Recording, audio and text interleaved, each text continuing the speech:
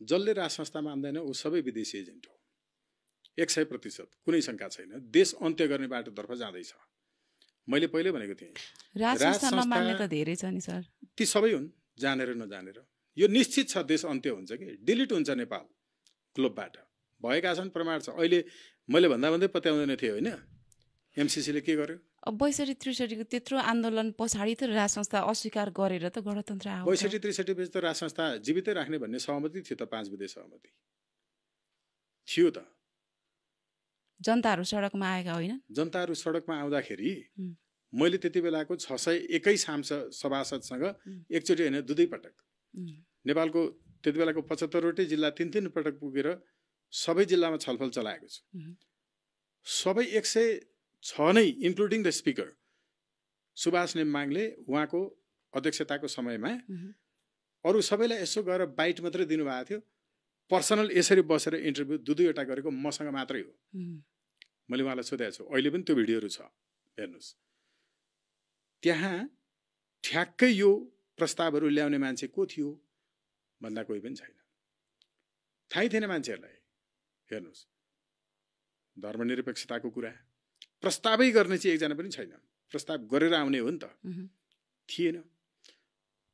एकैचोटि आउँदा गिर्जा पनि अचम्मित भएको थिए, कहाँबाट इन्जेक्ट भयो एउटा।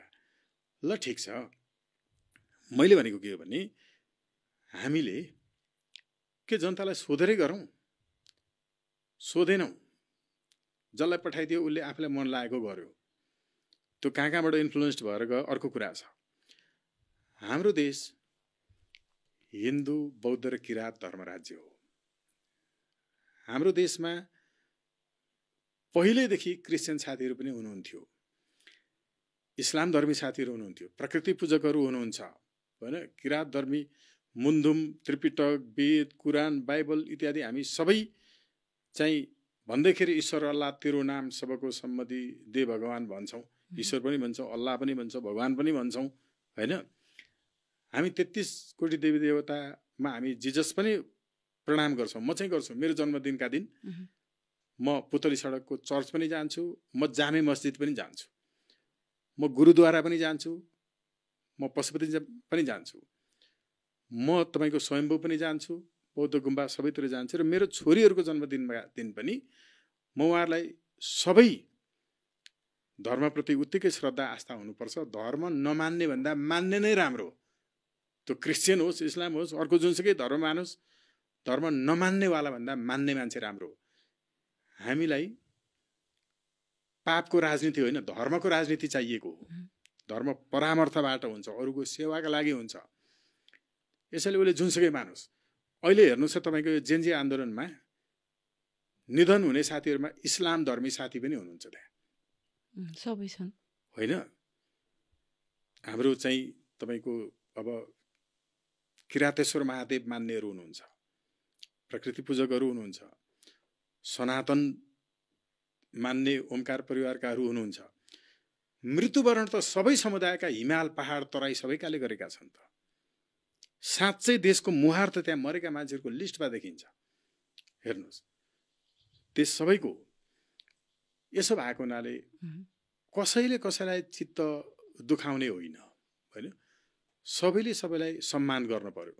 तर सम्मान गर्दै गरेको कति बेला देखिन्छ, उसलाई चाहेकै कुरा पनि तपाईँले उसलाई बुझेर उसको कन्सेन्ट लिएर गर्नुभयो भने मात्रै सम्मान गरेको देखिन्छ कि। अघि हामी भन्दै थियौँ तपाईँ प्रधानमन्त्री हुनुपर्छ, उसको इच्छा विपरीत भन्नुभयो भने त्यो पनि अपमान हो। हेर्नु, यसैले चाहिएकै कुरा संविधानमा राख्नु भएको थियो भने पनि त्यसलाई तपाईँले डिस्कोर्समा त लानु भएन, छलफलमा त लानु भएन।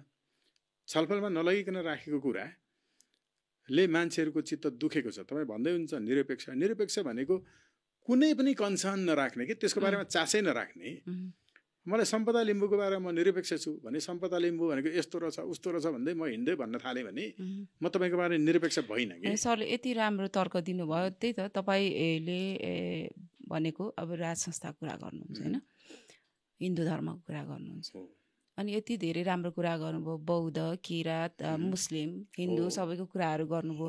अनि किन अनि यत्रो धेरै चाहिँ एउटा भौगोलिक विविधता होइन भौगोलिक एउटा विविधताको धार्मिक सांस्कृतिक संस्कारको कुराहरू छ जातको कुराहरू छ अनि त्यो एउटै किन चाहियो भन्ने कुरा के हिन्दू धर्म मात्र किन चाहियो त्यस्तो हुन सक्दैन जस्तै तपाईँहरूको माग भनेको राज संस्था र हिन्दू धर्म हो नि हिन्दू बौद्ध र किराँत नेपालका रैथाने धर्महरू ओमकार परिवार हेर्नु है अरू सबैलाई रेस्पेक्ट गर्नुपर्छ समान धार्मिक अनि अहिले ठिकै छ त सर होइन र अहिले ठिक छैन नि किन ठिक छैन तपाईँ हेर्नुहोस् है अहिले किन ठिक छैन भने तपाईँले यो देशलाई अहिले धर्मनिरपेक्ष ठिक छैन धर्मनिरपेक्ष होइन नि यो छद्मनिरपेक्षता हो त्यो त तपाईँहरूले जसरी व्याख्या होइन नो नट एट अल मैले भनेको होइन नि विश्वका सबै देशका विश्वविद्यालयमा धर्मनिरपेक्षता भनेर केलाई पढाइन्छ सेक्युलरिजम भन्ने शब्द संसारमा कानुनमा छैन त्यसो भए छैन यो संसारमा नभएको कानुन हो नेपालमा यस्तो धर्म हैन हाम्रो कानुनमा त छ होला नि त छैन धर्मनिरपेक्ष भनेर कहाँ लेखा छ होइन संविधानमै लेखा छ अन्त नि तर नेपालमा जस्तो धर्मनिरपेक्षता यो हो भनेर लेखा छ नि यस्तो संसारको कुनै देशमा छैन सबैले आफ्नो तरिकाले आफ्नो धर्म मान्न पाइरहेका छन् सबैले आफ्नो धर्मको सम्मान गर्न पाइरहेका छन् के चाहियो सर अनि पहिला झन् सबैले हिन्दू धर्म भन्दाखेरि त हिन्दू धर्म नमान्नेलाई त नमान्नेको मनोविज्ञानमा त असर परेन त्यसो होइन नेपाल हिन्दू बौद्ध र किराँत धर्म राज्य हो यो हो के बनाउने होइन हो तपाईँ सम्पदा लिम्बू हो कि होइन भन्ने कुरो जनमत संग्रह गर्ने मान्नुहुन्छ होइन भने जनमत संग्रहले भन्नु भने अनि कसैले कानुन बनाइदियो तपाईँ मान्नुहुन्छ त्यो खालको चाहिँ फेरि तपाईँहरूले त्यो खालको कुराहरू चाहिँ ल्याउनु पर्यो नि त तपाईँहरूले सधैँ हिन्दू धर्म मात्रै भन्नुहुन्छ त अब हेर्नुहोस् है अरू मनोविज्ञानले त कुरालाई स्वीकार्दैन होला फेरि मैले बुझाउनै सकिनँ